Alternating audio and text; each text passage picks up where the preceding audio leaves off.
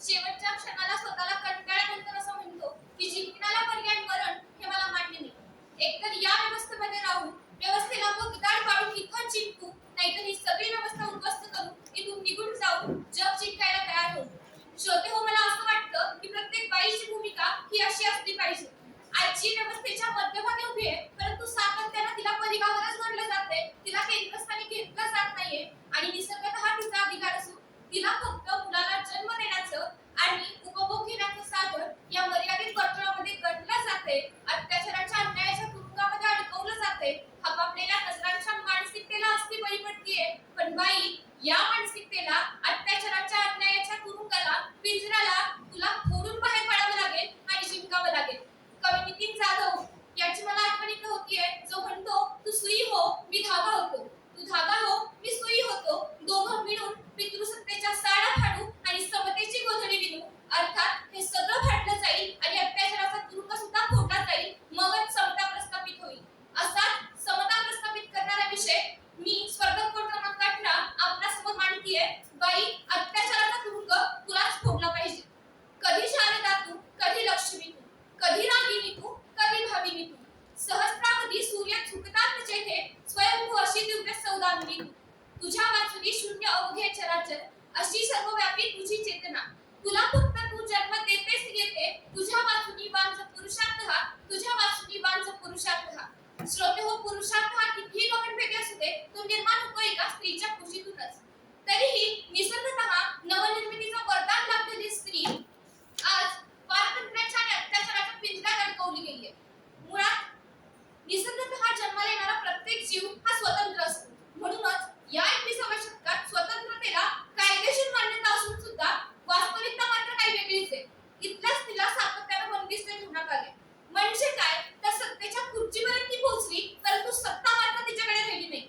तिला शिक्षणामध्ये, नोकऱ्यांमध्ये आरक्षण दिलं गेलं, परंतु या आरक्षणाचा फायदा तिच्या सहकार्याला अर्थात पुरुषाला झाला. मित्रांनो, आता विचार करायला गेलं तर फक्त तिच्यावर अत्याचार करण्यामध्ये पुरुषच कारणीभूत आहेत असं नाही, तर तिच्यासारखाच ध्येय असणारी परंतु भावना मात्र वेगळी, अर्थात सुनेसाठी सासू आणि सासूसाठी सून, वैरीसाठी वैरिणी यांच्यामध्ये ती विभागली गेली. मग कधी स्त्रीला यौवनाच्या मिठीत तर अत्याचाराच्या मुठीत बंदिस्त करण्यात आलं, तर कधी तिला समाजाच्या व्यवस्थेच्या चौकटीत बंदिस्त करण्यात आलं आणि तिचा आवाज दाबून टाकला गेला. असेच आवाज सातत्याने दाबले गेले, पण तरी सुद्धा ती थांबली नाही. तिने हा अत्याचाराचा तुरुंग कसा फोडला, तर लक्ष्मी अग्रवाल सारखी महिला जिच्यावर ऍसिड हल्ला होतो तरी सुद्धा ती थांबत नाही, तर तिच्यासारख्या हजारो ऍसिड हल्लाग्रस्त मुलींचं संघटन करते आणि त्याविरुद्ध लढायला सुरुवात करते. आसावरी काकडे सारखी महिला जी म्हणते, स्त्री असणं म्हणजे जतन करणं अस्तित्वाचे अक्षांश रेखांश, रोखून धरणं महायुद्धाच्या शक्यता. स्त्री असणं म्हणजे जतन करणं अस्तित्वाचे अक्षांश रेखांश, रोखून धरणं महायुद्धाच्या शक्यता. स्त्री असणं म्हणजे प्रेम, संवेदना आणि प्रतीक्षा. म्हणजेच मित्रांनो, स्त्री या सौंदर्याची राणी आहे हे असं मानलं गेलं, परंतु ती माझी झाली नाही तर ती कुणाचीच होऊ शकत नाही या भावनेतून तिच्यावर हल्ले केले गेले. हे हल्ले फक्त तिच्या शरीरावर होतात असं नाही, तर कित्येक स्त्रियांच्या मनावर, पुरुषांच्या मानसिकतेवर हल्ले होतात. आता हल्ला झालेल्या स्त्रीची अवस्था नेमकी कशी, तर तुकोबांनी सांगितल्याप्रमाणे रात्रंदिना युद्धाचा प्रसंग अशा प्रकारच्या समांतर भावनेनं म्हणावंसं वाटतं की रोजचीच रात्र अपेक्षा दुःखाच्या रक्ताळलेल्या जखमांनी सजलेली असते. वाट पाहून थकलेले डोळे घराचा किनारा सुद्धा नसावेत भोवती, तोपर्यंत स्पीड ब्रेकर येत राहतो हुंदक्यांचा. अश्रूंवर प्रयोग करता येत असते तर शोधून काढला असता वाटा. रक्त शांत होईपर्यंत रक्त उसळतं आणि कत्तली करण्याच्या भूमिकेपर्यंत येतं, परंतु तिला विसरून चालत नाही. जी जगाला एकवटते आणि जगाच्या असण्याचं कारण असते, ती सुद्धा एक बाई असते. भावनांचा तुरुंग हा अत्याचाराचा तुरुंग फोडताना तिच्या समोर उभा राहतो, पण बाई हे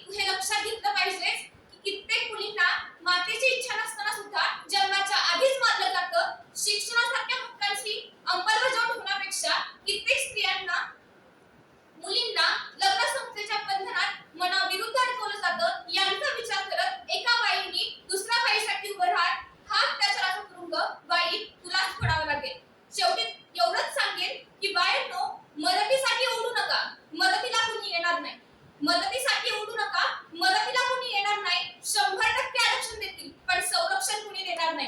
वासनांत झालेल्या समाजाला मारू नका हाका, वासनांत झालेल्या समाजाला मारू नका हाका. जिजाऊंच्या लेकींनो, हाती घ्या तलवार आणि अन्यायाला कापून टाका, अत्याचाराचा हात रुंद करून टाका, अत्याचाराचा हात रुंद करून टाका. जय हिंद, जय महाराष्ट्र, जय कर्नाटक. 6:55. स्पर्धक कोड 19.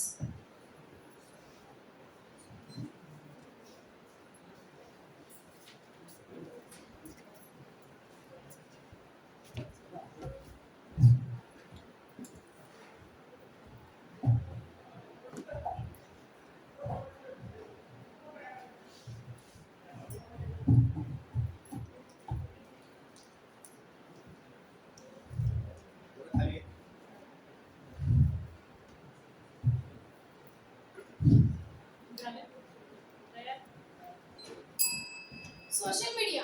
सोशल मीडिया हा शब्द जरी कानावर पडला तरी असा विविध चित्र आपल्यासमोर निर्माण व्हायला लागतात. कित्येक फेक अकाउंट असणारं फेसबुक, कित्येक अफवा पसरवणारं व्हॉट्सअप आणि कित्येक अशा वेगवेगळ्या घटना घडत असतात रोज. आणि ज्या आयुष्याचं टायर पंक्चर झाल्यासारखं वाटतं असं YouTube आणि घरी माय बापाचं न ऐकणाऱ्यांना सुद्धा एक दुसऱ्याची ट्वीट ऐकावी लागते असं ट्विटर ही सोशल मीडियाची काही माध्यम आहेत. अनेक तज्ञांच्या मते सोशल मीडियामुळे युवकांचं आयुष्य घडलं तर कित्येक बुद्धिजीवांच्या मते मात्र सोशल मीडिया युवकांना भरकटवायला सर्वाधिक जबाबदार आहे. म्हणजे भारतातला महासत्ता बनवण्यामध्ये युवक हा स्वैरिक व देशीलतासाठी युवकाची नेमकी सोशल मीडियाच्या बाबतीत कोणती भूमिका आहे या विचारावर विचार मंथन करण्यासाठी मी स्पर्धक कोड क्रमांक 19 आपल्यासमोर विषय मांडते आहे. सोशल मीडियाच्या आभासी जीवनात हरवते आहे का आजची तरुण आहे. ज्या तरुणांच्या हातात सशक्त तरुणांनी देशाची सूत्र हाती घ्यायची त्याच तरुणांचे सशक्त हात आज सोशल मीडियामध्ये व्यस्त झाले आहेत आणि वृद्धांच्या हाती देशाची सूत्र आली आहेत ही वस्तुस्थिती. खरं तर काय आहे ना की आजचा युवक सोशल मीडियाला हाताळत आहे की आजच्या युवकांइतकीच तरुण असलेली ही सोशल मीडिया युवकांना हाताळते आहे हा विषयाच्या अनुषंगाने निर्माण झालेला सगळ्यात महत्त्वाचा पेच आहे. आचार्य विनोबा भावे म्हणतात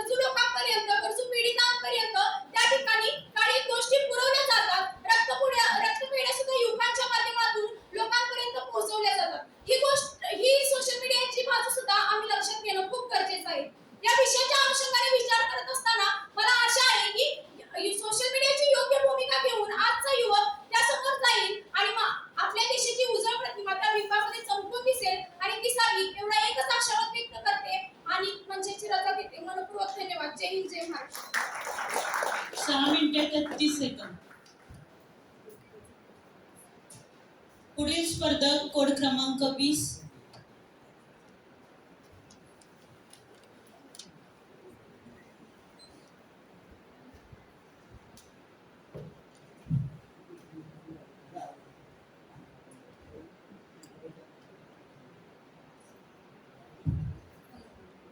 हेलो. सुरू करें. Good afternoon to everyone present over here.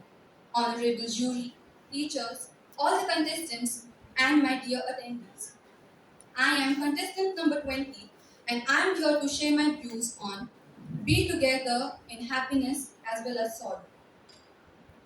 On the days that you feel empty, you wish that the world should probably end or that you could be able to disappear. We all need that one person to talk to. We need a shoulder to cry upon, someone with whom all our problems would seem no big deal. Don't we all hope to have people around us through good and evil? We do, right?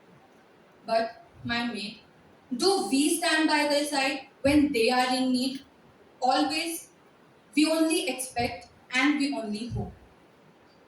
When the friend with whom you spend the entire day at college suddenly does not show up one day, do we even have the courtesy to ask if everything is alright? No. Why would we do that? She is not my best friend. When she threw a party, when he bought a car, when they won a contest, and when all the times that they were happy, when all the times that they were celebrating, we became a part of the celebrations too. Sounds all rainbows and unicorns, right? But when she was depressed, when he was crying alone, when she could not sleep, and when he was alone and he could not find a way out, were we there with them? Ask yourself. When she got raped, when she got molested, when she is sitting alone in a room crying and she could not know what to do now, why can she not think of a single person to talk to about all of it? Why? Ask yourself. When he is depressed, when he is lonely, and all he could think about is to die, all he could think about is to end his life, why can he not think about a single person to talk to? When she is in debt and she is so stressed that she cannot comprehend what to do now, what would she do to come out of the situation? What would she do to keep you by her side? Tell me, how many people that attended all her celebrations are there with her at that time? In a function, I invited hundreds of people, and all of them showed up with grinning faces and gifts. But on that one particular night when my mother couldn't breathe, not a single person could answer my phone. I rushed her to the hospital. I forgot to take the cash with me. But all those 20 people whom I called that night, not a single person answered the call. Not a single person. So the only question is, why? We ask ourselves. Why could not a single person offer the humanity that night? My friend, when you when you become the strength for them in their happy in this sorry. My friend, when you become the strength in the sorrow, when you light up the torch in the darkness for them, when you are someone that paves a way for them through all the harsh times, I am 1000% sure you will be the first person in their mind when they come out of their miseries. You will be remembered first when they throw the next party. You will be the only person who was human to them at that time when they needed someone really bad. Tell me, ask yourself, were you there with them at that moment of time? Gillian Jones once wrote, and I quote, a person who will listen and not condemn, someone on whom you can depend. They will not flee when bad times are here. Instead, they will be there to lend and hear. They will find ways to make you feel happy so that you could be happy for a while. Be that person. I insist everyone to be the person as portrayed by Sir Jones. Be the shoulder to cry upon. Be someone that would be there be someone that would be them be with them in all the while when they need someone. Be the person that they could come up freely and talk to about anything possible. Do not ever sit back and think she was not there for me or he was not there for me. Always try to be a better person, a better version of yourself. Always try to be there for them. When the person is all alone, when the person could not think of, and the thing is, whenever we are in our miseries, in our vulnerabilities, we cannot think freely. So we always need that someone who could readily listen to all our problems. And if you feel the need of having someone beside you, it is evident that each and every person over here feels that yes, I should have someone with me.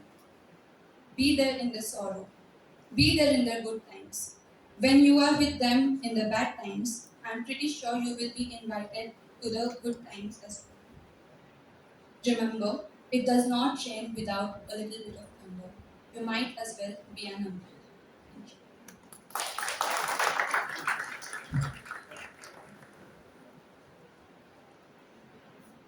5 minute 47 second.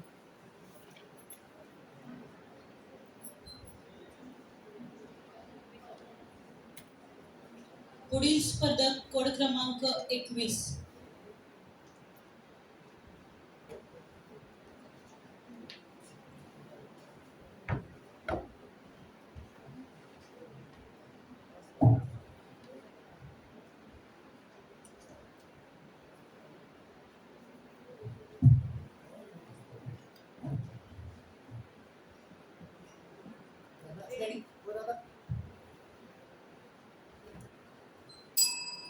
नमस्कार श्रोते. Social media हा शब्द आपल्या कानावर पडताच आपल्या डोळ्यांसमोर अनेक विचार येतात. सोशल मीडिया हा शब्द आपल्या कानावर पडताच आपल्या डोळ्यांसमोर अनेक विचार येतात. कित्येक फेक अकाउंट असणारे फेसबुक, अफवा पसरवणारे व्हॉट्सअप, तर घरात आईबापांचं न ऐकणारे पण बाहेर दुसऱ्यांची ट्विट ऐकावी लागते असे ट्विटर, आणि ज्याच्याशिवाय आपल्या आयुष्याचं टायर हे बंजर ट्यूब झाल्यासारखं वाटतं ते YouTube, हे काही सोशल मीडियाचे माध्यम आहेत. अनेक तज्ञांचं असं मत आहे की सोशल मीडियामुळे कित्येकांचं आयुष्य घडलं. तर अनेक बुद्धिजीवांचं असं देखील मत आहे की सोशल मीडिया हे अनेक तरुणांचं आयुष्य भरकटण्यासाठी सर्वात जास्त कारणीभूत आहे.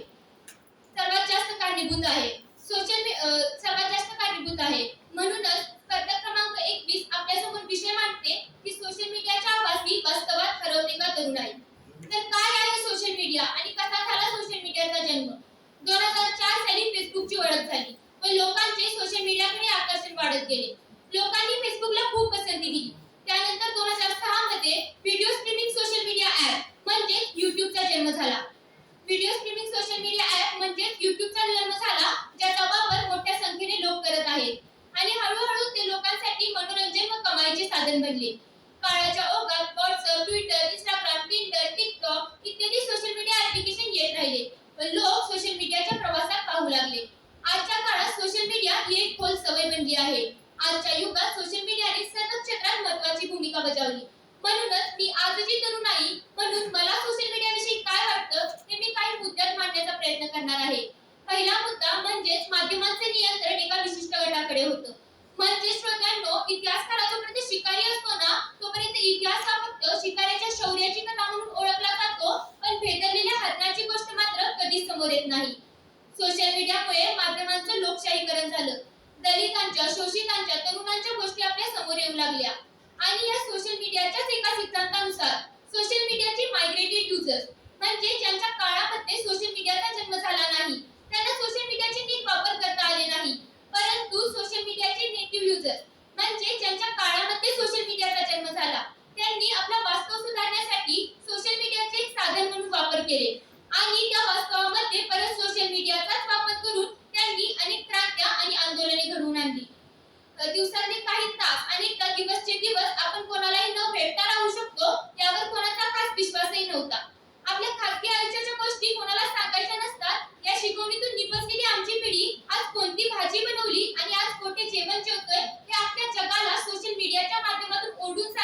असे जर कोणी 10 वर्षांपूर्वी सांगितले असते तर आपण सगळे हसलो असतो.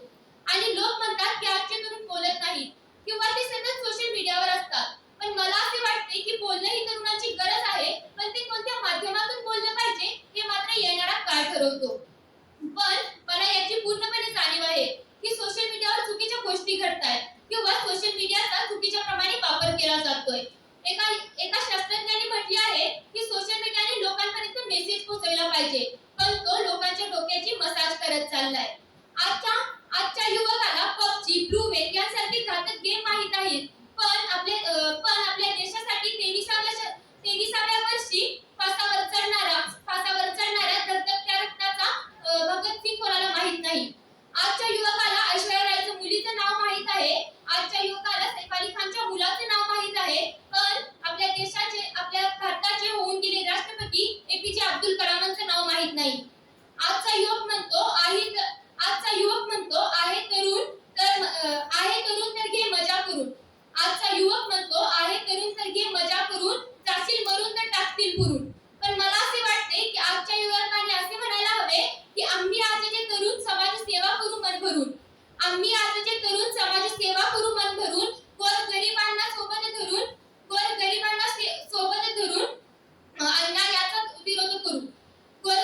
सोबत धरून अन्यायाचा विरोध करू आणि सोशल मीडियाचा योग्य वापर करून आपल्या देशाला महासत्ताक बनवू. मला असे वाटते की आजच्या तरुणांनी सोशल मीडियाचा वापर हा आपल्या देशाच्या उद्धारासाठी योग्य पद्धतीने करून द्यावा. धन्यवाद. 4 मिनिट 48 सेकंद.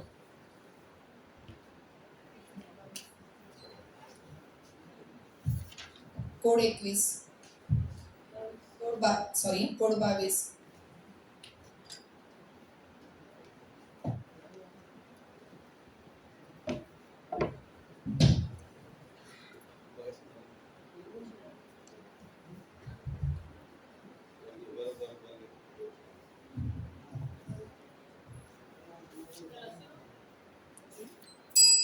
नमस्कार. आदरणीय व्यासपीठ आणि सन्माननीय परीक्षक यांना नमस्कार. मी विषयास सुरुवात करत आहे. माझा कोड क्रमांक आहे 22. असं काही लिहावं की कुणीही ते पुसू नये. आणि पुसता येत नाही म्हणून काळाने ते हेरसू नये. असाच काहीसा इतिहास लिहून ठेवला आहे न पुसता येणारा, ज्या इतिहासानं शिक्षण पर्वात एका नव्या क्रांतीचा उदय केला.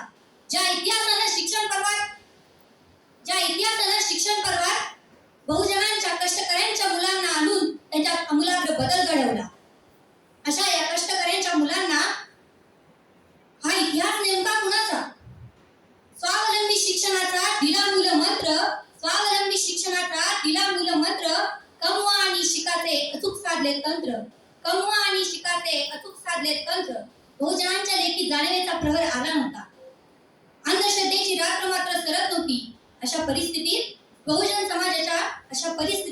सत्यशोधक चळवळीच्या कामात काम करणारा आपला समग्र क्रांतीचा अग्रदूत कर्मवीरांच्या रूपाने निर्माण झाला. रयत शिक्षण संस्थेची शिक्षण क्षेत्रात परिवर्तनाची नवीन लाट आणली.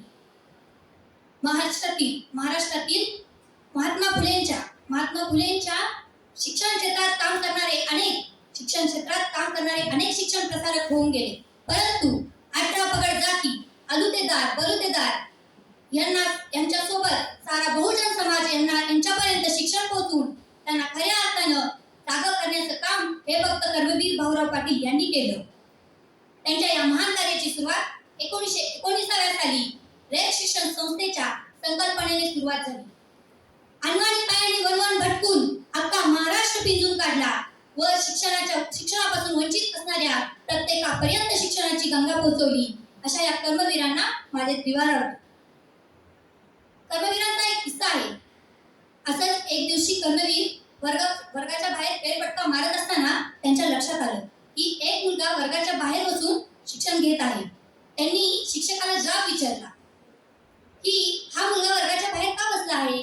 तेव्हा त्या शिक्षकांनी कर्मवीरांना उत्तर दिलं की हा मुलगा अस्पृश्य आहे, ह्याला मी शिकवू शकत नाही. तेव्हा कर्मवीरांनी त्याला आपल्या जवळ घेतलं व आपल्या बोर्डिंग मध्ये त्यांना ऍडमिशन करून दिलं, त्याला खूप शिकवलं, त्याला खूप मोठं केलं, त्याचा विधिमंडळात सदस्यात त्याचा नंबर. अशा या मुलाचं नाव आहे ज्ञानोबा ज्ञानेश्वर घोलप. ज्ञानेश्वर घोलप हे डॉक्टर बाबासाहेब आंबेडकरांच्या मूक नायक साप्ताहिकाचे संपादक सुद्धा होते. अशा या ज्ञानेश्वर घोलप यांच्यासारख्या अनेक रत्नांना कर्मवीरांनी शिक्षण दिलं व भारताला एवढे मूलरत्न दिले. शिक्षण हेच कर्म आणि समाजसेवा हाच धर्म मानून त्यांनी आपलं आयुष्य या दुसऱ्यांसाठी वाहिलं. सीतेच्या अश्रूंनी रामायण घडलं, सीतेच्या अश्रूंनी रामायण घडलं. रयत माऊली लक्ष्मीबाईंच्या अश्रूंनी देशातील नामवंतरे शिक्षण संस्था घडली, देशातील नामवंतरे शिक्षण संस्था घडली. शिक्षणाची ही गंगा प्रत्येकाच्या खोपडी खोपडीत आणि झोपडीवाल्याच्या खोपडी खोपडीत शिरली. हे एवढे बोलून मी माझे मनोगत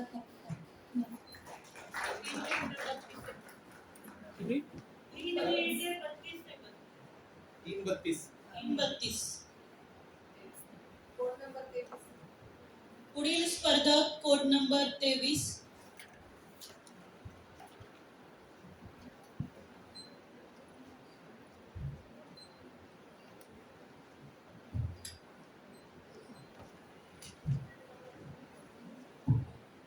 हॅलो.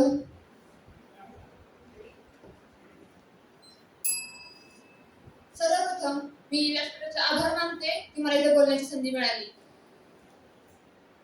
माझा कोड नंबर आहे 23 आणि माझा विषय आहे बाई अत्याचाराचा तुरुंग तुलाच फोडावा लागेल. बाई कोण आहे? बाई बाई ती एक आई आहे, अशी आई जी एका पेनासारखी आहे. एक पेन जो स्वतःची शाई संपवतो दुसऱ्याच्या आत्मचरित्र लिहिण्यासाठी, तशीच ती आई स्वतःचे आयुष्य संपवते स्वतःच्या मुलांचे भविष्य घडवण्यासाठी. कोण आहे बाई?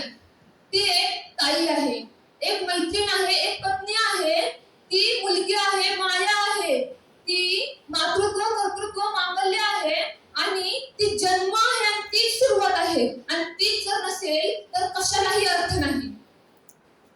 आता ह्या सध्याच्या काळातही इतका स्त्रियांवर अत्याचार केला जातो. एक छोटीशी 6 ते 7 महिन्याची मुलगी असते आणि तिला स्वतःचे काका किंवा मामा तिच्यावर अत्याचार करतात, तिचा वापर केला जातो.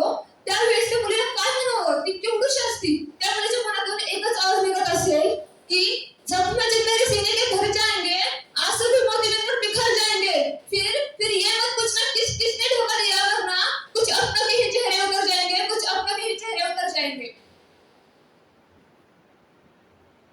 थोड्या मुली ज्यावेळेस मोठी होते त्यावेळेस मुलांना सगळी स्वातंत्र्य असतात, पण मुलीला तू असेच कपडे घालावेत, तू बाहेर ह्या वेळेच्या नंतर फिरलं नाही पाहिजे, तू माणसांशी बोललं नाही पाहिजे, अशी कितीतरी बंधनं टाकली जातात. त्या मुलींनाही माहिती असतात की आपल्यावर किती बंधनं आहेत.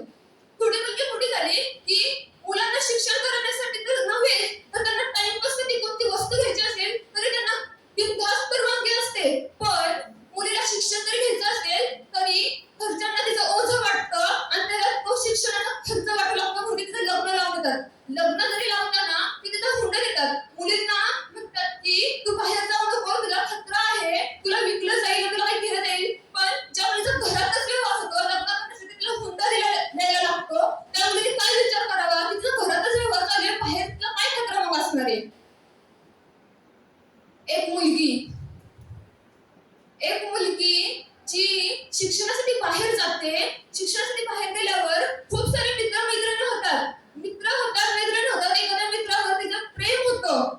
तो मित्र तिला खूप विश्वासात घेऊन म्हणतो की एके दिवशी चल आपण कुठेतरी फिरायला जाऊया.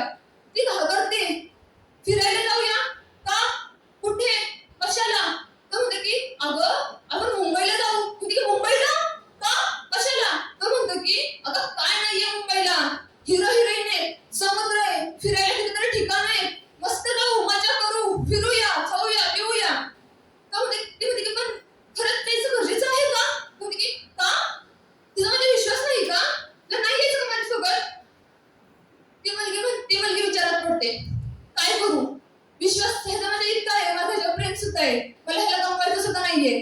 ती मान्य होते, ठीक आहे येते मी तुझ्यासोबत, तर आता लवकर माघारी येऊया. तो मुंबईला घेऊन जातो. तिला तो असं म्हणतो की पण जायच्या आधी तिथे गेले माझा एक मित्र आहे, त्याला भेटू दिवस झाले मी त्याला भेटलो नाहीये, मग आपण पुढे जाऊया. ती म्हणते की ठीक आहे, त्यासोबत येते मी, तू जसं म्हणशील तसं करायला तयार आहे. तिथे गेल्यावर मित्राकडे गेल्यावर तो मित्राला म्हणतो की हे बघ तुझ्यासाठी नवीन पाखरू घेऊन आलोय मी. ती म्हणते की काय चाललंय हे? तो म्हणते की अगं तुला विकलंय मी त्याला. ती त्याला हाक मारते, थांब मला सोडून जाऊ नको, तू काय करतोयस हे, काय बोलतोय. तर तो तिथे निघून जातो आणि तो मित्र तिला ओढत ओढत घेऊन जातो. काय असतं मुलगी म्हणजे, काय तिला वाटलं असेल, एक स्त्री, एक बाई, तिला वाटलं असेल की काय आहे बाईची किंमत, फक्त माळावर उधळलेली स्त्रिया का फक्त वेश्या, काय आहे नक्की. थोड्या कालांतराने मुलीचं वय होतं, ती एक वृद्ध स्त्री बनते. तेव्हा ज्या स्त्रीने स्वतःच्या मुलासाठी इतकं केलं, स्वतःचे आयुष्य संपवलं, स्वतःचे आयुष्य पणाला लावलं, स्वतःची काही काळजी नाही केली, स्वतःच्या खर्चाचा वापर नाही केला, स्वतःसाठी काहीच नाही केलं, फक्त मुलांना काय हवंय, त्यांना खायला हवंय, त्यांना प्यायला हवंय, त्यांना ही वस्तू हवी, कपडे हवे, सगळं सगळं सगळं मुलासाठी केलं. आणि ती स्त्री वृद्ध झाली, म्हातारी झाली की तिला तिच्याच घरातले मुलं घराबाहेर हकलून लावतात, तिला वृद्धाश्रमात घालतात, तिला खायला प्यायला काहीच देत नाही. त्या स्त्रीने काय म्हणावं, मी ज्यासाठी माझं आयुष्य घालवलं, ज्याच्यासाठी ज्याला मी 9 महिने पोटात वाढवलं, इतका त्रास सहन केला, अक्षरशः ज्यासाठी माझं पोट फाडून त्याला धरणार लागलं, तो आज मी माझ्या घासातला घास काढून दिला, तो मुलगा आज मला घराबाहेर काढत आहे. शेवटी मी एकच म्हणू इच्छिते की लग्न म्हणजे खोटी फिर्याद वाटते, लग्न म्हणजे खोटी फिर्याद वाटते, तू गुलाम बनून राहावं म्हणून, लग्न म्हणजे खोटी फिर्याद वाटते, तू गुलाम बनून राहावं म्हणून संस्कृतीच्या ठेकेदारांकडे मागलेला न्याय असतो. तुझ्या हातातील बांगड्या मला परंपरेच्या बेड्या वाटतात, तुझ्या हातातील बांगड्या परंपरेच्या बेड्या वाटतात. त्यांना भीती आहे तुझ्या हातांची, त्यांनी तुला जखडलेलं आहे तुझ्या हातांना, त्यांना भीती आहे तुझ्या हातांची. तर म्हणूनच तर सावित्रीला वेडं ठरवलं होतं, तिच्या अंगावर दगड गोटे आणि शेणाचे गोळे फेकून. म्हणूनच तर सावित्रीला वेडं ठरवलं होतं. तुझ्या डोक्यावर दिलेला पदर आणि बुरखा मला तुला अंधारात ठेवण्यासाठी केलेले षडयंत्र वाटतं. त्यांना भीती आहे तुझ्या नजरेची, त्यांना भीती आहे तुझ्या नजरेची की तिने जर पाहिलं तर आपलं भांडं फुटेल. त्यांना तुझ्या गळ्यात घातलेले जे मंगळसूत्र आहे, मला फाशीचा दोर वाटतो, जेणेकरून त्यांना भीती आहे तुझ्या आवाजाची. तू आवाज उठवलास त्यांच्या शोषणाविरुद्ध कर. तुला जी नेसलेली साडी आहे ना, ती मला साखर गंध वाटतो, कारण की त्यांना भीती आहे. तू आव्हान केलंस त्यांच्या व्यवस्थेविरुद्ध कर. तुझ्या हातातील बांगड्या, तुझ्या पायातील पैंजण, तुझ्या गळ्यातील मंगळसूत्र, तुझ्या डोक्यावर पदर असेल, तू जर अशी असेल तरच तुला ते चांगली स्त्री म्हणतात, आदर्श स्त्री म्हणतात. आदर्श वगैरे काही नसतं ग, ते फक्त तुझी केलेली स्तुती असते. तुझ्या नजरेत ते चांगले राहावेत म्हणून, आणि तुझी ती केलेली खोटी स्तुती मला तू ती घेतलेली लाच वाटते. त्यांना माहिती आहे तू अडवणार नाहीस त्यांना त्या लाच देण्यापासून, म्हणूनच तुझा हात त्यांनी दिला चालवला आहे. शेवटी मी हेच म्हणेल की तुला आता जागा व्हावंच लागेल आणि अत्याचार आता पुन्हाच पडावा लागेल. धन्यवाद. 7 मिनिटं 3 सेकंद. पुढचे स्पर्धक कोड नंबर 24.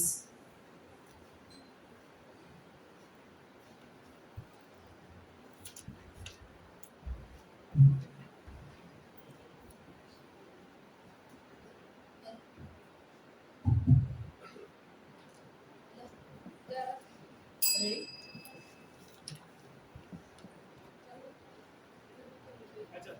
रसिक श्रोते हो, नमस्कार.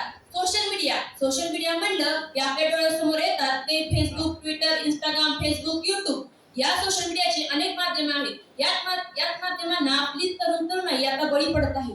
याच माध्यमांच्या अतिवापरामुळे तरुणाईंचा इतकी भरकटत चालली आहे. याच्या वापरामुळे काही तरुणी आत्महत्या करू लागले आहेत.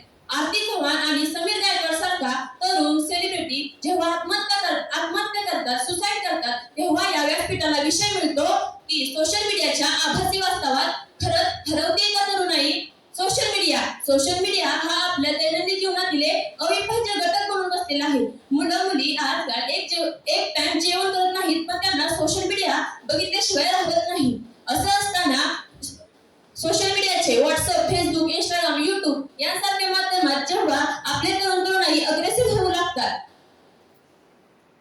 या माध्यमांच्या अतिवापरामुळे आपले तरुणाई भरकटू लागतात. 4 साली आलेलं फेसबुक ते 2014 मध्ये आपल्या भारतात प्रसिद्ध व्हायला सुरुवात होते. त्याला तसं वातावरणही पोषक मिळतं. स्वस्त इंटरनेट, स्वस्त मोबाईल फोन जेव्हा बाजारात ओपन होतात, चालू होतात, तेव्हा तरुणाई त्याकडे आकर्षित होते. मग त्या जिओच्या आगमनामुळे तर या परिस्थितीत अजूनच भर पडते. लहान मुलांपासून ते वृद्ध माणसांपर्यंत, व्यक्तीपर्यंत मोबाईल असतो. मग या सोशल मीडियाचा वापर करण्याच्या प्रमाणात अजूनच भर पडते. व्हॉट्सअप, फेसबुक, इंस्टाग्राम, टेलिग्राम जेवढे ऍप्लिकेशन बोलते तेवढे नावं कमीच आहेत. दररोज काही ना काहीतरी बाजारपेठमध्ये येत असतं, काही ना काहीतरी लॉन्च होतच असतं. पण या सोशल मीडियामध्ये आपले फोटो पोस्ट करणे, त्याला लाईक करणे, कमेंट करणे, यातून तरुणाई स्वतः व्यक्त होऊ लागलीच आहे. पण ज्या तरुणाईला राजकीय, सामाजिक, आर्थिक घटकात आवड आहे, ते तरुण त्या राजकीय आर्थिक घटकात स्वतःचे कमेंट किंवा स्वतःचे मत मांडू लागले आहेत, बिनधास्तपणे बोलू लागलेले आहेत. कलावंतांना हे चांगलं स्टेज किंवा व्यासपीठ मिळालं असं मी म्हणते. काही तरुणाई यातूनच सेलिब्रिटी झाली आहेत. तर कलावंतांना स्वतःचा कला दाखवण्यासाठी हे खूप छान स्टेज मिळालं असं मी म्हणते. आता कोरोना-19 मध्ये आपलं बंद पडलेला भारत असू किंवा जग असू, याच काळात मोबाईलने सगळ्यात चांगली भूमिका बजावली असं मी म्हणते. सोशल मीडिया जेव्हा एखाद्या व्यक्तीला किंवा त्यांच्या घरातल्यांना कोरोना होत होता, तेव्हा त्यांना वाळीत टाकलं जात होतं. मग त्यांना स्वतःच्या गरजा भागवण्यासाठी मोबाईलच उपयुक्त होता. काही गोष्टी मागवायच्या म्हणल्या तर ते ऑनलाईन मागत होते. ऑनलाईन सुद्धा खूप मोबाईलमध्ये अमेझॉन, फ्लिपकार्ट यांसारखे खूप ऍप होते, त्यातून त्यांना मदत दिली जात होती. या सोशल मीडियाच्या माध्यमातून खूप तरुणाई तर सेलिब्रिटी झालेलीच आहे. मग मला ती मैथिली ठाकूर ही तरुणी आठवते, जिने स्वतःच्या गाण्याचे व्हिडिओ युट्यूबवर टाकले आणि कमी कालावधीत प्रसिद्ध झाली. तर ध्रुव राठी या 21 वर्षाचा तरुण मला आठवतो. त्यांनी घडामोडीचे विश्लेषणात्मक व्हिडिओ युट्यूबवर टाकले आणि कमी कालावधीत 2.5 मिलियन जेव्हा तो सबस्क्रायबर तयार करतो, तेव्हा असं वाटतं की खरंच आपली तरुणाई किती चांगला वापर करते या सोशल मीडियाचा. तर आता बंद पडलेला भारत किंवा जग असू, या विद्यार्थ्यांचे खूप नुकसान झाले. या 10वी आणि 12वी साठी पाक मोमाया आणि पवन वाघ यांसारख्या तज्ञांनी त्यांचे युट्यूब चॅनल तयार करून अॅनिमेशन व्हिडिओ तयार केले. मग खरंच वाटतं की या सोशल मीडियाचा किती चांगला उपयोग आहे. या सोशल मीडियामुळे आपल्या व्यक्तिमत्वात वाढ होण्यास सुरुवात झाली. एक चांगलं स्वतंत्र स्टेज मिळालं असं मी म्हणते.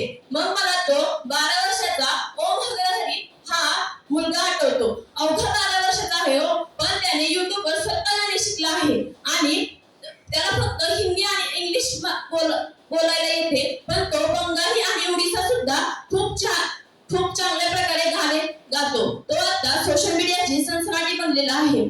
सुडांत जादूगार त्याला बोलले जातं. तर त्याचे फेसबुकवर 4 लाखपेक्षा जास्त फॉलोअर्स आहेत. मग तेव्हा असं वाटतं की खरंच या सोशल मीडियाचा आपली तरुणाई किती चांगला वापर करताय. पण म्हणतात ना की नाण्याला 2 बाजू असतात. मग याचे जसे फायदे आहेत तसे तोटे सुद्धा आहेत. मग काही भ्रामक व्हिडिओ व्हायरल होतात. मग मला तो 2-3 महिन्यापूर्वीचा एक किस्सा आठवतो. काहीतरी ती निर्मला चव्हाण म्हणून एक मुलगी होती आदिवासी.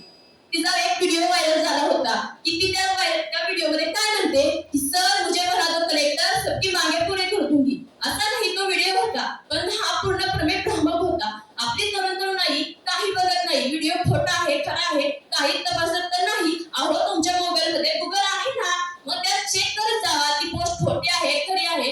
एकदा चेक केलं तर काय होतंय का? पण नाही, आला आपल्याला सेंड केला एकाने, तिचा न चेक करता तो पुढे पाठवले. ही आपली तरुणाई खूप मोठी चूक करत आहे.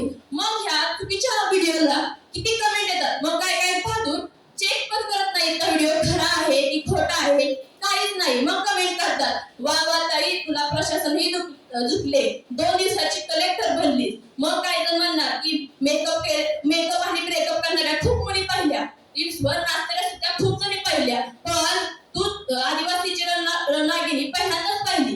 अरे वा, एवढे कमेंट. अरे पण तो व्हिडिओ खरा आहे की नाही खोटा एकदा चेक तरी करा असं मी म्हणते. मग मला प्रश्न पडतो, खरंच या सोशल मीडियामध्ये आपली तरुणाई खूप दुर्फळत झालेली आहे. मला प्रश्न पडतो, खरंच या समाजातून आपली तरुण पिढी बाजूला तरी होत नाही ना? अहो, आताच्या तरुणाईंनी काय केलं पाहिजे? सामाजिक, आर्थिक, राजकीय घटकात त्यांनी सहभाग घेतला पाहिजे. पण आता तरुण काय करतोय हो? त्या मोबाईल मधला 1.5 GB 2 GB डाटा वाया जातोय म्हणून कोपऱ्यात जाऊन व्हिडिओ किंवा इंस्टावर रील्स बघणे, युट्यूबवर व्हिडिओ बघणे ह्यातच वाया चाललेला आहे. मग या सोशल मीडियाच्या ज्या अतिवापरामुळे मुलांना विकार किंवा त्रास सुद्धा होऊ लागलेला आहे. छोट्या वयात मुलांना चष्मे लागलेले दिसून येतात. पाठीच्या कण्याचे प्रॉब्लेम आतापासून सुरू झाले आहेत. काही जणांना मोबाईलच्या अतिवापरामुळे डोळ्यांना त्रास होऊ लागलेला आहे. हे असताना सोशल मीडियातून खूप काही गुन्हे घडू लागलेले आहेत. सायबरमध्ये 2017 मध्ये जेव्हा पिंपरी चिंचवड या 2 जिल्ह्यात 885 गुन्हे घडतात, त्यातील 606 जर तक्रारी फेसबुकच्या असतील, तर खरंच मला सांगा या सोशल मीडियाचा आपल्या तरुणाई किती चांगला वापर करताय. तर 2018 मध्ये फक्त अवघ्या 3 महिन्यात 135 केसेस येतात, त्यातील 99% केसेस ह्या फेसबुकच्या असतात. तर मला सांगा आपला तरुण कुठे चाललाय हो? काय हे इतकं सोशल सायबर गुन्हेगारीमध्ये अकाउंट हॅक करणे, मुलींना फसवणूक करणे, मुलींना ब्लॅकमेल करणं हे काही घडत आहे. शेवटी एवढंच बोलते की खरंच या सोशल मीडियाचा खूप चांगला उपयोग आहे, तो तुम्ही चांगल्या प्रकारे करा. विनाकारण आपला वेळ इन्स्टा, युट्यूबवर वायाला घालवू नका. एवढंच बोलते आणि मी माझं भाषण 7:50. कोड 25. पुढचा स्पर्धक कोड 25.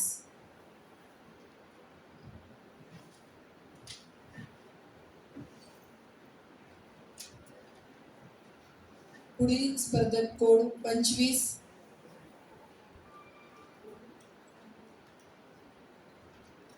कोड 25 साठी दुसरी अनाउन्समेंट आहे.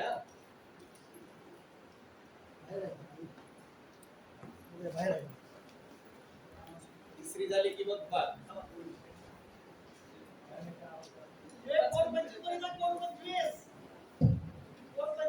कोर्टात कसा येतो बा. स्पर्धकांनी थोडेस वेळेचं भान लक्षात घ्या. पहिली बेल 5 मिनिटांना होतीये, दुसऱ्या 2 बेल 7 मिनिटाला. त्यावेळी आपण संपवलं पाहिजे 7 मिनिटाला. पुढे 15 सेकंद फक्त जादा आहे. 25 चा एक वेळा अनाउन्स करा आणि पुढचा. कोड 25.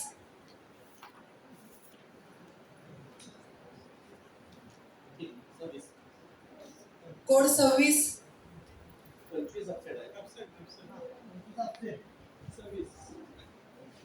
स्पर्धक कोड क्रमांक 26. तुम्ही 25 नोंदवतच नाही ना आता.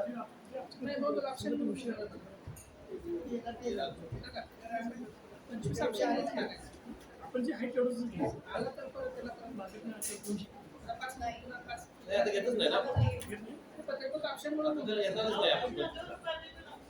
ऑप्शन म्हणून तुला म्हटलं 25 नोंदवणार आहे का तुम्ही यादी? नोंदवलं ऑप्शन. हा नोंदवलं ऑप्शन.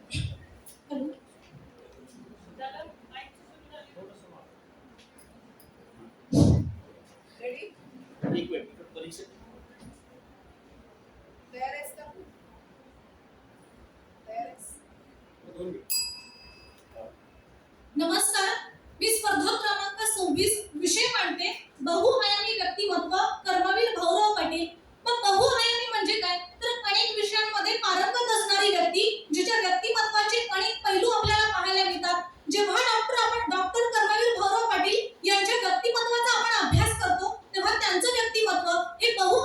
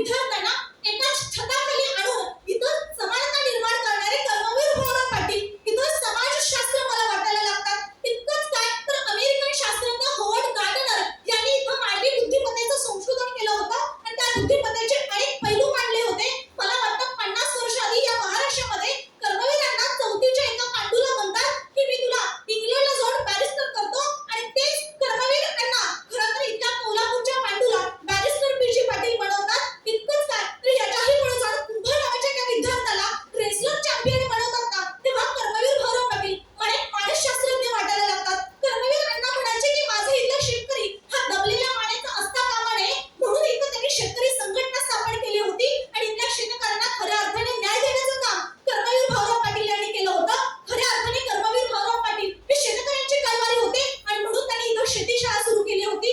रशियन पंतप्रधान जेव्हा त्यांना काय देऊ असे विचारतात ना, तेव्हा ते त्यांना 2 नांगर मागतात आणि अण्णांनी त्यांच्या विचारांच्या नांगरानं फक्त इथली माणसांची जमीन सुपीक केली नाही, तर माणसांची डोकी सुद्धा सुपीक केली. आणि या सुपीक झालेल्या जमिनीवरती कर्मवीर अण्णांनी स्वावलंबनाचं, स्वकष्टाचे बीज रुजवलं, वाढवलं आणि वटवृक्षासारखं विशाल देखील केलं. जाता जाता जेव्हा मी कर्मवीर अण्णांच्या बहुआयामी व्यक्तिमत्वाचा जेव्हा विचार करते ना, तेव्हा स्वतःच्या पोटच्या लेकराला स्वतःची शिफारस न देणारा कडक शिस्तीचा बाप, स्वतःच्या बायकोच्या आयुष्यभर ऋणामध्ये राहणारा एक वचनी राम आणि याच्याही पलीकडे जाऊन मरणाच्या दारात आपल्या नातवंडांवरती हात फिरवणारा एक आजोबा कर्मवीर पायगुंड पाटील मला या ठिकाणी दिसतो. जाता जाता इतकंच म्हणते, प्रज्ञा आणि करुणा बुद्धांची, सत्य अहिंसा गांधीजींची, नित्य संस्कृती आणि कृती इथं त्रिवेणी संगम घडो आणि इथं कर्मवीरांचा खरं तर पावळखिंड लढो, पावळखिंड लढो. मनापूर्वक धन्यवाद. 4 मिनिटे 47 सेकंद. Code number 27.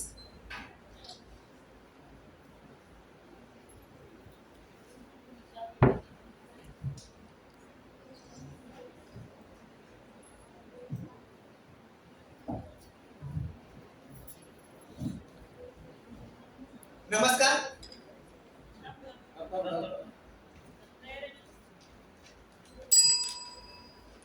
नमस्कार मित्रांनो, 2015 साली सुप्रसिद्ध व्यंगचित्रकार स्वरराज ठाकरे यांचं एक व्यंगचित्र प्रसिद्ध झालं होतं. त्यात भारत मातेचं प्रतीक म्हणून एका स्त्रीला फासावर लटकवण्यात आलं होतं आणि स्वतंत्रते न भगवते असं त्या व्यंगचित्राला नाव देण्यात आलं होतं. मला असं वाटतं ती भारत माता म्हणजे आपल्या देशातील सर्वसामान्य बाई आहे. तिला पहिल्यांदा रूढी, प्रथा, परंपरेच्या दोराने कचकून आवळलं जातं. नंतर स्वामिनी, गृहदेवता, बेगम नावाच्या गोंडस पेड्याने तिच्या अस्तित्वाला जेरबंद केलं जातं आणि मग तिला स्वतःला तिच्या निधड्या छातीवर ओढून घ्यावी लागते ओढणी, पदर आणि बुरखा, स्वतःचं तथाकथित सेक्शुअल ऑब्जेक्ट झाकण्यासाठी. आणि समजा तिने धरलाच आग्रह स्वातंत्र्याचा तर तिच्यावरच भरविले जातात खटले, मंदिर प्रवेशबंदी, तिहेरी तलाक आणि हिजाबच्या नावावर तथाकथित धर्मांच्या न्यायालयात त्या धर्मांच्या धर्मगुरूंकडून. आणि मग शिक्षेच्या नावावर शिक्षण बंदीच्या ताबकानं तिच्या अंगावरचं कातडं कुरतडलं जातं. मासिक पाळीचं कारण देऊन तिला महिन्याचे 4 दिवस समाजातून तडीपारही ठेवलं जातं. आणि समजा या पुरुष सत्ताकतेच्या तुरुंगातून तिची जामीन झालीच अबला म्हणून, तर हिटलरनं जसं जीव लोकांना डांबून मारलं होतं ना गॅस चेंबर मध्ये, तसंच डांबून मारलं जातं तिला तिच्याच घरामध्ये. म्हणून बाई, या पितृसत्ताक व्यवस्थेविरुद्ध आता तुलाच लावावं लागेल सुरुंग आणि तुलाच फोडावं लागेल तुझ्या अवतीभवती असणारा अत्याचाराचं तुरुंग. त्याच विषयावर बोलण्यासाठी उभा आहे सांकेतिक कोड क्रमांक 27. विषय बोलतोय बाई, अत्याचाराचं तुरुंग तुलाच फोडावं लागेल. मित्रांनो, मानवी भाव, भावना, जाणीवा यांना अंकित करणारा हा समाज एक प्रकारचं तुरुंग आहे. आणि म्हणूनच डॉक्टरांनी फक्त मुलगी झाली असं म्हणता क्षणी त्या बाळानं काय खावं, काय प्यावं, काय घालावं, काय घालू नये, कुणासोबत जगावं आणि कुणासोबत मरावं याचा जणू एक अलिखित फरमानच दवाखान्यात तयार होऊन जात असतो. म्हणजे तुरुंगात ज्याप्रमाणे कैद्यांना काळ्या कुट्ट कोठडीत डांबलं जातं ना, अगदी त्याचप्रमाणे बाईला जन्मापासूनच तिच्यावर सामाजिक बंधनं घातली जातात. ताराबाई शिंदे आपल्या स्त्री पुरुष तुलना या ग्रंथातून लिहितात त्याप्रमाणे बाईला जन्मापासूनच गृहबंदी शाळेतील कैदी म्हणून जगावं लागत असतं. परंतु जी बाई संपूर्ण जगाची सृजनकर्ती आहे, जी बाई सर्वशक्तिमान आहे, तीच बाई या अत्याचाराच्या तुरुंगात कशी अडकून राहते हे समजून घेण्यासाठी आपल्याला पहिल्यांदा बाई आणि स्त्री यांच्यातला मूलभूत फरक समजून घ्यावा लागेल. मुळात स्त्री ही सांकल्पनिक संज्ञा आहे आणि बाई ही पारंपरिक संज्ञा आहे.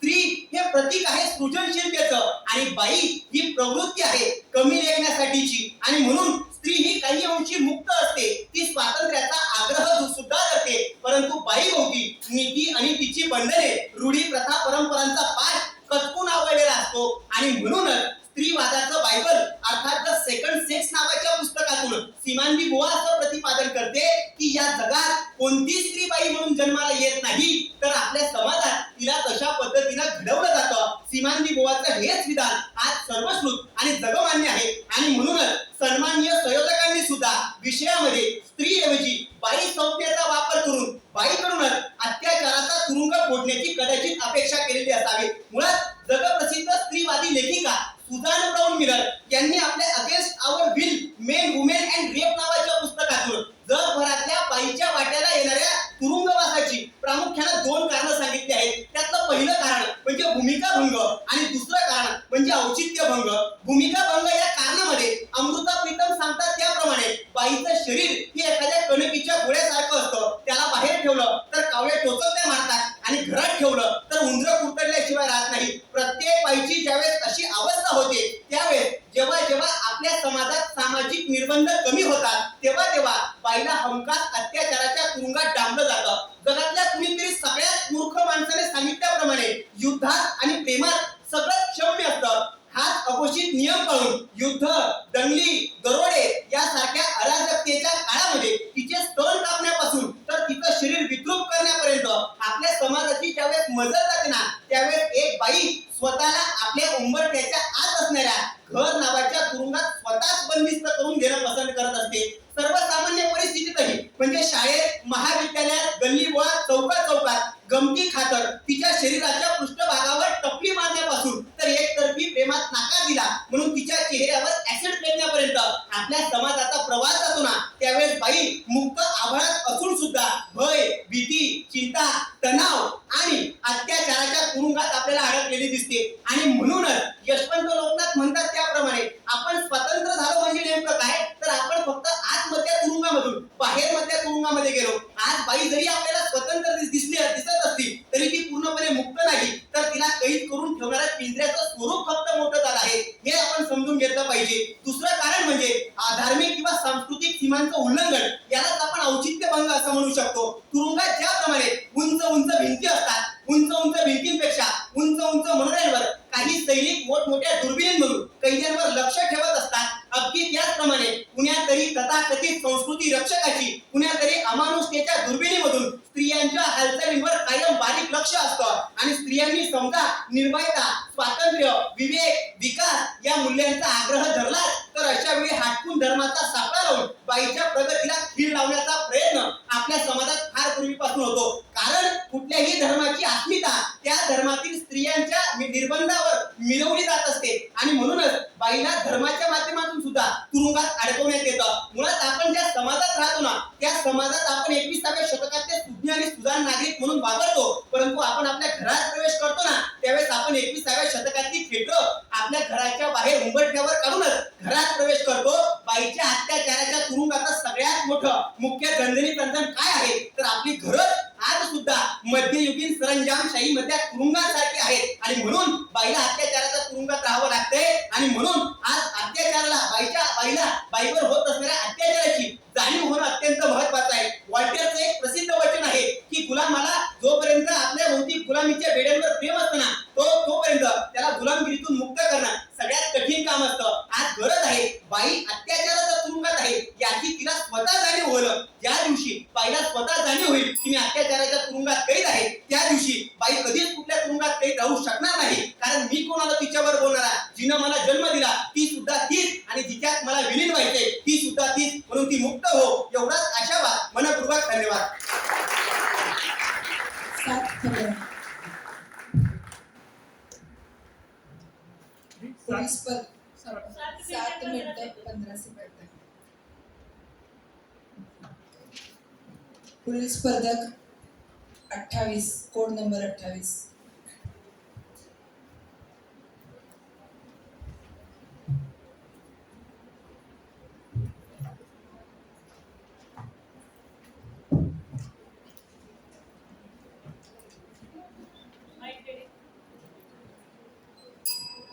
नमस्कार मित्रांनो, हृदय हे त्याग करू शकतं, अगदी त्याचप्रमाणे योनी सुद्धा त्याग करू शकते. हृदय या आपल्यासाठी दुःख मोठं होऊ शकतं, मरू शकतं, रक्तबंबाळ देखील होऊ शकतं. अगदी त्याचप्रमाणे योनी सुद्धा रक्तबंबाळ होऊन आपल्याला या भयंकर आणि आश्चर्यकारक जगामध्ये आणत असते. इव एनस्लेच्या वजायना मॅनोलॉग नावाच्या पाश्चिमात्य नाटकातली योनीची केलेली ही सुरुवातीची ओळख अत्यंत योग्य आहे. कारण माणूस या जगात मूळ स्त्री योनी मार्गेच जन्माला येत असतो. माणसाला या जगात प्रवेश करण्यासाठी योनीशिवाय दुसरा मार्गच नाही. परंतु तोच माणूस कधी कधी इतका क्रूर बनतो, त्यानं ज्या मार्गाने या जगात प्रवेश केलाय ना त्याच मार्गाला तो विटाळ समजत असतो, त्याच मार्गाचं अस्तित्व तो नाकारत असतो, त्याच विश्वाच्या जमिनीला तो अत्याचाराच्या तुरुंगात डावण्याचं काम वारंवार करत असतो. म्हणून तोच विषय तुमच्या समोर मांडतोय. मी स्पर्धक कोड क्रमांक 28 विषय बोलतोय, बाई अत्याचाराचा तुरुंग तुलाच फोडावा लागेल. मित्रांनो, मुळात जी स्त्री निर्मितीच्या मुळाशी आहे, जी संगोपनाच्या आणि संवर्धनाच्या मुळाशी आहे, या पृथ्वी तलावर पहिला समाज हा मातृसत्ताक आहे, जिनं संस्कृतीकरण घडवून आणलं. ती स्त्री आज इतका मोठ्या प्रमाणात अत्याचार कशा प्रकारे सहन करू शकते हा प्रश्न पडणं आपल्याला साहजिकच आहे.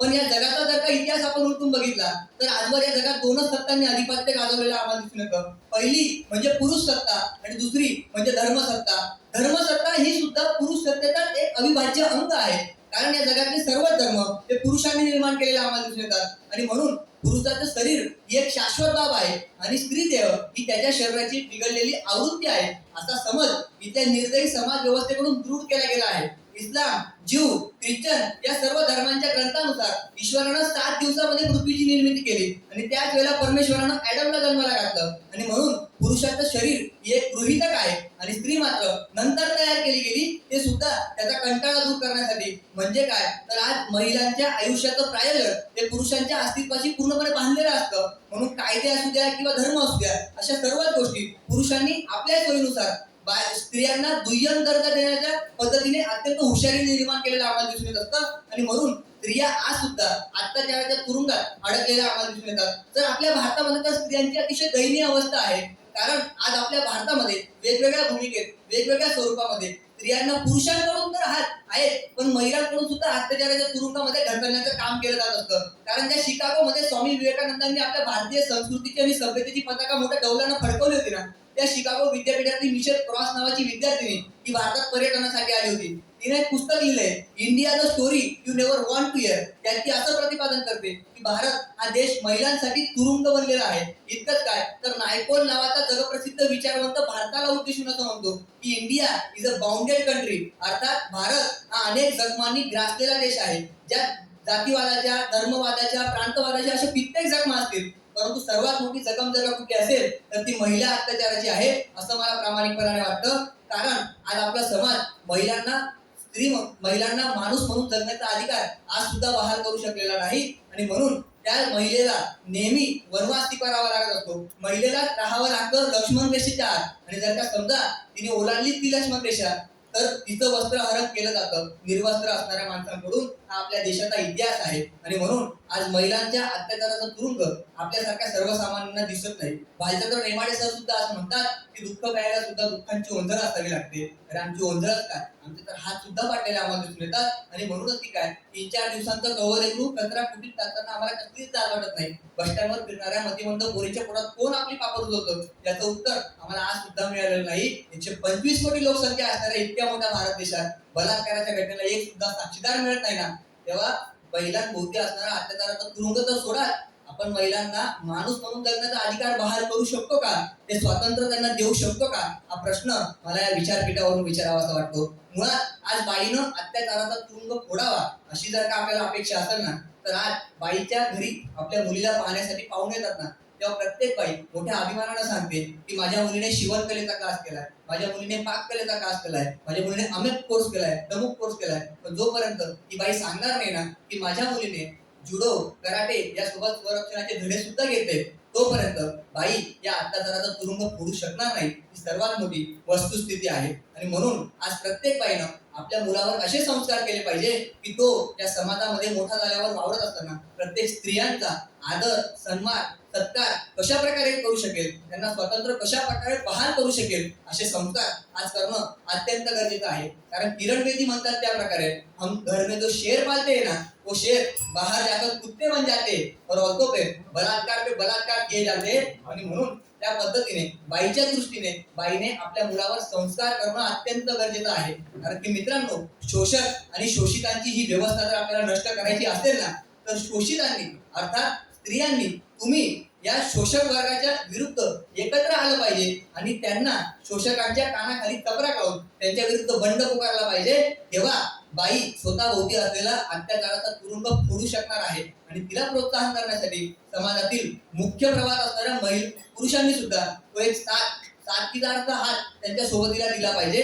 शेवटी योगिनी राऊत यांच्या शब्दात या परिवर्तनवादी विचारपीठावरून प्रत्येक बाईला एकच सांगणं असेल की आम्ही करतो निषेधाची भाषणं, आम्ही मेणबत्त्या घेऊन मोर्चे सुद्धा काढतो, आम्ही कवीपुरता विचारसरणी सुद्धा जोपासतो, आम्ही रस्त्यावर उतरून गाणी सुद्धा गातो, पण आम्ही दाखवत नाही हिंमत प्रश्नाच्या मुळाशी जाण्याची. अरे आम्ही दाखवत नाही हिंमत स्वतःच्या आयुष्यात असणाऱ्या अत्याचाराचा तुरुंग निस्तनाबूत करण्याची. आम्ही दाखवत नाही हिंमत स्वतःच्या आयुष्यात असणाऱ्या तुरुंग निस्तनाबूत करण्याची. ती हिंमत तुम्ही आम्ही दाखवावी. तो तुरुंग निस्तनाबूत करूया. हे जग स्वातंत्र्याचं आहे. तुमचा सुद्धा अधिकार आहे, माझा सुद्धा अधिकार आहे. सर्वांनी स्वातंत्र्यानं जगावं आणि बाईने तो अत्याचाराचा तुरुंग फोडावं. इतक्यात माफक आशावाद. मनपूर्वक धन्यवाद. 6 मिनिटे 20 सेकंद. 6 मिनिटे 20 सेकंद. स्पर्धक पुढचे 29, कोड नंबर 29.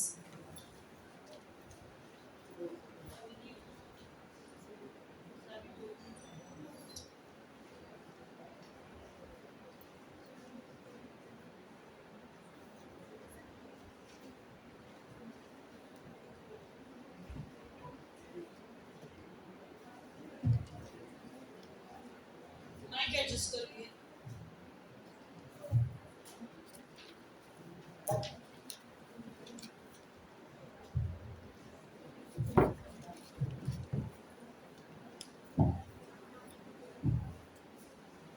सभागृहातील विद्यार्थ्यांनी शांतता राखावी आणि आपल्याजवळ असणारे मोबाईल फोन सायलेंट ठेवावे.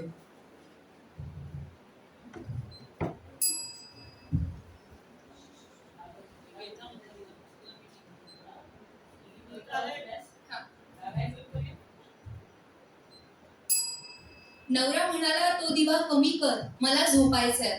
मुलगा म्हणाला तो दिवा जास्त कर, मला जागायचंय. रात्रभर ती दिवा कमी जास्त करत राहिली आणि आयुष्यभर त्या दिव्याच्या वातीसारखी जळत राहिली. मग नवरा आणि मुलगा या दोन पाळूच्या जात्यामध्ये स्वतःच्या आयुष्याचं पीठ करून घेताना आणि पिढ्यानपिढ्या हा अन्याय सहन करताना कधीतरी तिला त्या जात्याच्या दगडाला आपल्या मुष्टीप्रहारानं फोडावंच लागेल आणि अत्याचाराचा हा तुरुंग आपल्या भोवतीतून हटवून नव्या युगाचा नवा प्रकाश हा तिलाच आणावा लागेल. मग अर्थात याच विषयावर बोलण्यासाठी उभी आहे. नमस्कार, मी स्पर्धक कोड क्रमांक 29 विषय मांडतीये, बाई अत्याचाराचा तुरुंग तुलाच फोडावा लागेल. मग मध्यंतरी गदी माडगुळकरांचं गाणं आलं होतं की जग हे बंदीशाळा, सारं जग म्हणजे बंदीशाळा आहे, अर्थात तुरुंग आहे. पण मला वाटतं की या तुरुंगामध्ये सगळ्यात जास्त अत्याचार मात्र बाईवरतीच केले जातात. म्हणूनच तर या विषयाच्या माध्यमातून बाईला आवाहन केलंय की हा अत्याचाराचा तुरुंग आता तुलाच फोडायचंय आणि तुझ्यावरती होणाऱ्या अन्यायाविरुद्ध आता आवाजही तुलाच उठवायचंय. मग बाई या अत्याचाराच्या तुरुंगात नक्की कधी अडकली याचा जेव्हा मी विचार करते तेव्हा मला याचं उत्तर अगदीच पुरातन काळामध्ये मिळतं. कारण त्यावेळेस सगळ्या धर्मांचे धर्मप्रमुख हे पुरुषच असलेले पाहायला मिळतात. म्हणजे पुरुष हे प्रमुख होते आणि अन्याय व अत्याचार मात्र बाईवरतीच केला गेला. मग रांधावाडा, उष्टीकडा, चूल आणि मूल या चौकटीमध्ये बाईला बंदिस्त केलं गेलं. त्याचबरोबर देवदासी, वाघ्या मुरळी, सती जाणं यांसारख्या प्रथा, रूढी, परंपरा यांच्या नावाखाली बाईला या अत्याचाराच्या तुरुंगामध्ये ढकललं गेलं. मग याच्या विरोधात मॅरी वुllstonecraft यांनी 1792 मध्ये a vindication of the rights of women या पुस्तकाच्या माध्यमातून आवाज उठवला.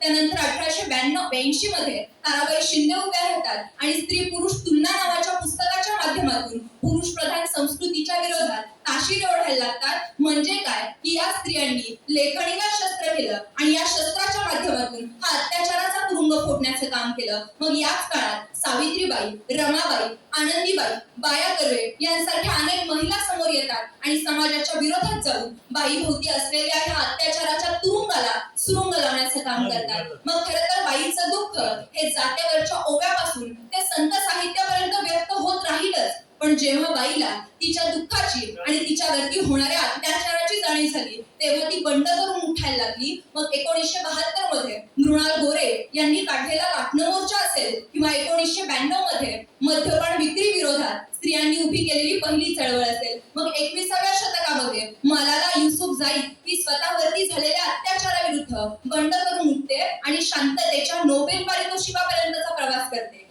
इतकंच नाही तर ऍसिड हल्लाग्रस्त लक्ष्मी अग्रवाल ही कोणत्याही संकटांना न घाबरता पुढे जाऊन ऍसिड हल्लाग्रस्त स्त्रियांच्या पाठीमागे खंबीरपणे उभी राहते आणि समाजाला प्रत्युत्तर देताना दिसते. म्हणजे एका बाजूला बाईनं हा अत्याचाराचा तुरुंग फोडून यशस्वीतेची साखळी पूर्ण केली आहे. ही वस्तुस्थिती जरी आपल्याला दिसत असली ना तरी सर याचं प्रमाण मला विचार करायला लावतं. कारण या सगळ्या महिलांचे विषय हे आपण अपवादात्मक म्हणून बघतो तर ते नियमित होणं गरजेचं आहे. काही हाताच्या बोटावर मोजण्या इतक्या स्त्रिया आज यशस्वी होत आहेत पण बाकीच्या स्त्रियांच्या वाट्याला मात्र अजूनही संघर्ष आहे. अजूनही त्यांच्यावरती मोठ्या प्रमाणात अत्याचार केले जात आहेत. मग म्हणूनच तर या विषयाच्या माध्यमातून हा अत्याचाराचा तुरुंग फोडण्याचं आवाहन बाईला केलेलं दिसतंय. मग कुणीतरी म्हटलंय की बाई म्हणजे समाजाच्या कोंडवाड्यात सामाजिक संकेताच्या दाव्यानं जखडलेली गायच असते. मग म्हणूनच तर आपण आपल्या आजूबाजूला असणाऱ्या सगळ्याच बायांना गृहीत धरतो. मग आई, बहीण, पत्नी, मुलगी, प्रेयसी, मैत्रीण नात्यांची लेवलं बदलतात पण बाईला गृहीत धरणं मात्र कधीच बदलत नाही. मग समाजानंतर बाईभोवती हा अत्याचाराचा तुरुंग निर्माण केला तो म्हणजे तिच्या कुटुंबानं. कारण कुटुंबातल्या सगळ्यांनाच बाईनं सांभाळून घ्यायचं असतं, समजून घ्यायचं असतं. नवऱ्याचं ऑफिस, मुलांची शाळा, घरातली कामं या सगळ्याच्या जबाबदारीचं ओझं हे बाईवरती टाकलं गेलं आणि तिला या अत्याचाराच्या तुरुंगामध्ये अडकवलं गेलं. म्हणजे एकंदरीतच काय की बाई ही समाजासाठी जगताना आम्हाला नेहमी दिसते, कुटुंबासाठी जगताना आम्हाला नेहमी दिसते पण स्वतःसाठी आणि स्वतःच्या अस्तित्वासाठी जगणारी बाई ही आम्हाला खूप कमी वेळा पाहायला मिळाली. मग मला वाटतं की आता बाईनं स्वतःच्या अस्तित्वासाठी पेटून उठावं आणि हा अत्याचाराचा तुरुंग फोडून काढावा. मग या सगळ्या परिस्थितीला फक्त समाज, कुटुंब किंवा पुरुषी मानसिकता जबाबदार आहे असं अजिबात नाही. तर या सगळ्या परिस्थितीला एक बाई सुद्धा तितकीच जबाबदार असल्याचं आपल्याला दिसतं. कारण घर संसारामध्ये पडती बाजू ही नेहमीच बाईने घ्यायची असते किंवा स्वतःच्या भावनांना मुरड घालून त्यागमूर्ती बनण्यासाठीच बाईचा जन्म झालेला असतो. हे सगळं बाळकडू आपल्याला आपल्या आजीकडून, आईकडून अर्थात एका बाईकडूनच दिलं जातं. म्हणजे एका बाजूला एक बाई दुसऱ्या बाईवरती हा अत्याचाराचा तुरुंग निर्माण करताना आम्हाला दिसते तर दुसऱ्या बाजूला कधी दुपारी एखाद्या घराच्या बाहेर जा आणि आवाज द्या की घरात कुणी आहे का. आतमधून एक बाईच उत्तर देते की घरात कुणीच नाहीये. म्हणजे बाई स्वतःचं अस्तित्व घरात सुद्धा मान्य करताना दिसत नाही. मग जोपर्यंत बाई स्वतःच्या स्त्रीत्वाबरोबर स्वतःचं अस्तित्व घरात मान्य करणार नाही ना आणि या सगळ्या बंधनातून मुक्त होऊन स्वतःभोवती तयार केलेला हा अत्याचाराचा तुरुंग फोडून काढणार नाही ना तोपर्यंत इथली समाज व्यवस्था सुद्धा तिचं अस्तित्व मान्य करणार नाही. आज आम्ही आमच्या इथल्या बाईला घराबाहेर पडण्याचं स्वातंत्र्य दिलं पण सातच्या आत घरात म्हणून पुन्हा अत्याचाराच्या तुरुंगात तिला आम्हीच टाकलं. बाईला आज आम्ही विचार करण्याचं स्वातंत्र्य दिलं पण तिचे विचार मात्र विचारात घेतले जात नाहीत. कारण आज आईला सन्मान देतो म्हणणारे पुरुष बाईला किती सन्मान देतात यावर मात्र प्रश्नचिन्हच आहे. मग म्हणूनच तर निर्भया, कोपर्डी, भिलवडी यांसारख्या घटना आपल्याला रोजच पाहायला मिळतात. मग कायद्याच्या चौकटी बळकट असताना सुद्धा जेव्हा अशा घटना मला रोज दिसायला लागतात ना तेव्हा मला वाटतं की यासाठी आता बाईनंच काहीतरी केलं पाहिजे. तिला खंबीर बनलं पाहिजे, स्वसंरक्षणाचे धडे घेतले पाहिजेत आणि हा अत्याचाराचा तुरुंग फोडून आपले पाय इतक्या खंबीरपणे टाकले पाहिजेत की येणारं संकट सुद्धा हादरून गेलं पाहिजे. मग मला वाटतं की हे सगळं करण्यासाठी आम्हाला स्त्रीप्रधान संस्कृती नकोय, आम्हाला पुरुष प्रधान संस्कृती नकोय तर आम्हाला एक माणूस प्रधान संस्कृती हवी आहे. मग जेव्हा एक माणूस प्रधान संस्कृती जन्म घेईल ना तेव्हा बाईने यशस्वीरित्या हा अत्याचाराचा तुरुंग फोडलेला असेल तो असावा इतकाच माफक आशावाद व्यक्त करते. आणि शेवटी इलाही जमादार यांच्या शब्दात प्रत्येक बाईला उद्देशून फक्त इतकंच म्हणते मृत्यू जामीन होऊन यावा, जीवनाचा तुरुंगवास नको. मनपूर्वक धन्यवाद. 6 मिनिटे 49 सेकंद.